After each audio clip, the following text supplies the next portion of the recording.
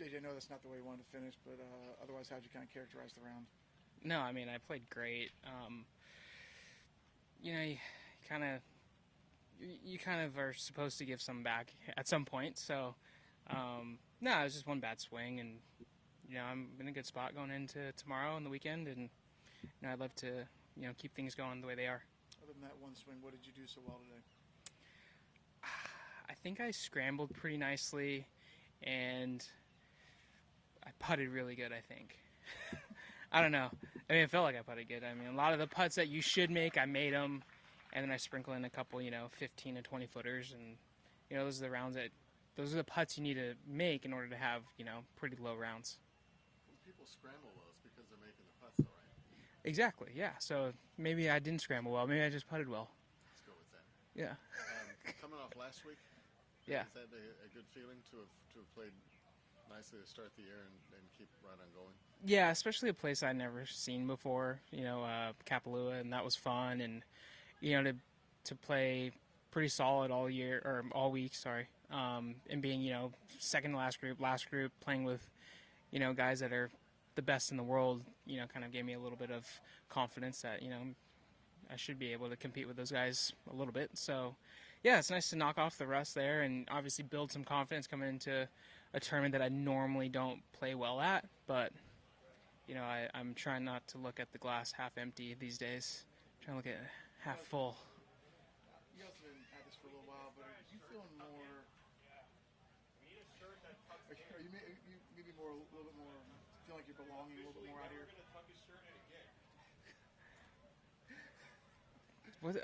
Why is he interrupting your question, by the way?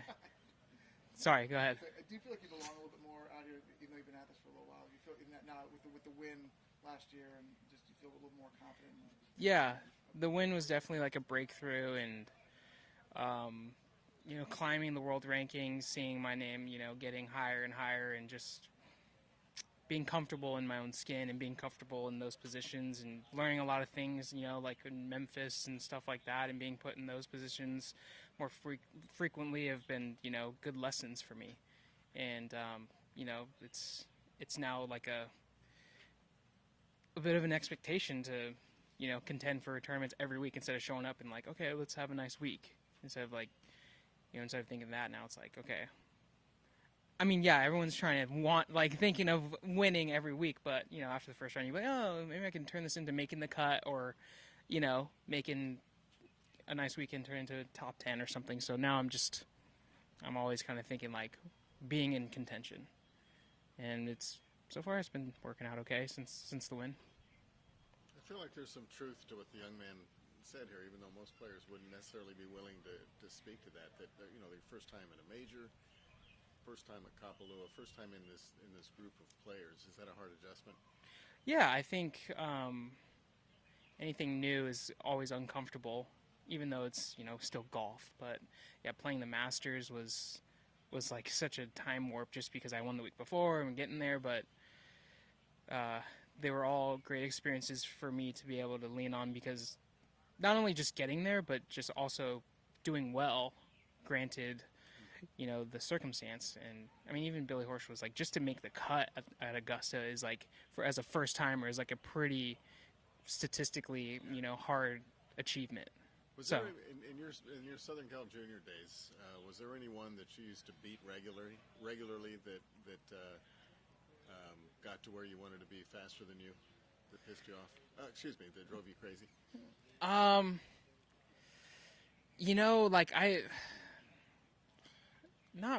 There's like high school kids that I would play against. I didn't play like AJGA and right. just like SCPGA stuff. I mean, I can't really remember, but I mean, I played with Ricky Fowler I was a sophomore in high school, and we had these little 18-hole tournaments where. How old was he?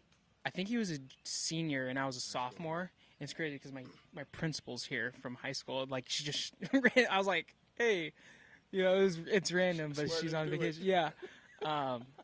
Since we're on the high school theme here, I play with him, and everyone's like, there's kids on my teams that are playing AJGA and all that stuff, and they're like, dude, you're playing with Ricky Fowler today. I was like, oh, nice. Like, who is that? And like, dude, he's like sick. and then I played with him, and he shot. We played like Eagle Glen, this course in like Corona, California, and he like shot like 65 or something, and I was like, whoa, this is pretty nuts. But I mean, that's the first time I've ever seen like really good golf like up close as a kid at like our age, and you know, because I was always pretty good, you know, beating up on the guys like around my neighborhood, but national level stuff was. What was the biggest tournament you played in before you got to college? I played the U.S. I qualified for the U.S. Junior Amateur twice my junior year of high school, and I made it to match play. I played Patrick Rogers. He was like 14, and he was like so good. I was like, I don't even think he was 14, maybe 13. And we were in match play, and luckily I barely beat him in like 22 holes of, you know. You beat him in the first round? I think it was maybe the second round of 16 or something, or 32. But how far did you get? I got to, what year was that? The round of 16. Yeah. I lost to, who did I lose to? I think it was like Cameron Beck. Do you remember that guy? Not Cameron Peck, but it was Cameron Peck versus Beck at the Shoal Creek one in Alabama.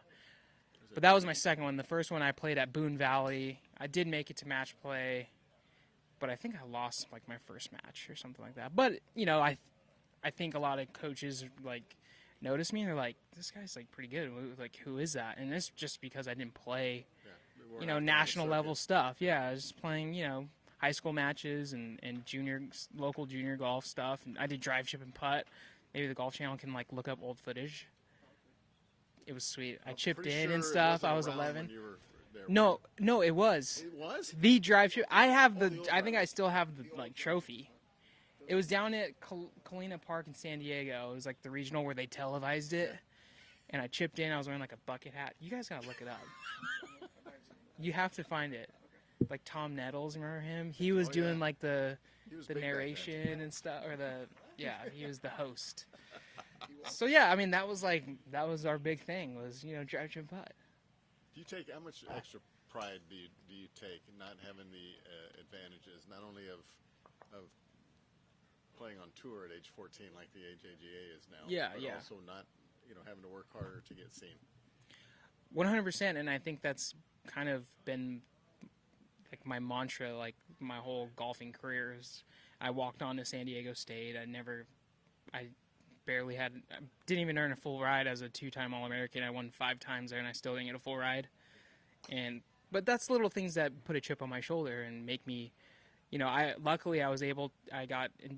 signed a deal with Nike out of college, and they paid me to like go play. And if I didn't have that seed money they were calling it to be able to chase it, like I don't even know if I would be here, you know, because it lets you focus 100% on playing, and you have the money to do it, and you know, stuff like that. So does San Diego State still have the audacity to ask you to contribute to the alumni fund?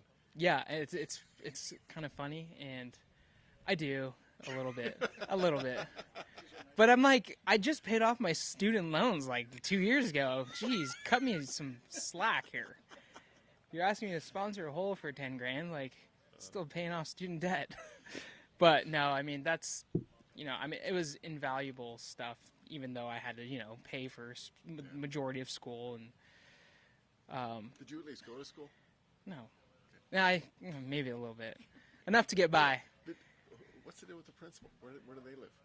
They're from California. She's in the yellow tank top? Yeah, okay. They're from California, San Dimas. That's where I went to like grade school all the way through pretty much college, where we settled down. They're so here on vacation, or they're here? Yeah, they're here on. No, they're here on vacation, and then I just happened to be playing this week, and I saw her on the first day. I was like, oh my god, is that Mrs. Keir? Sure enough, was. Did you ever Small have to world. sit in her office?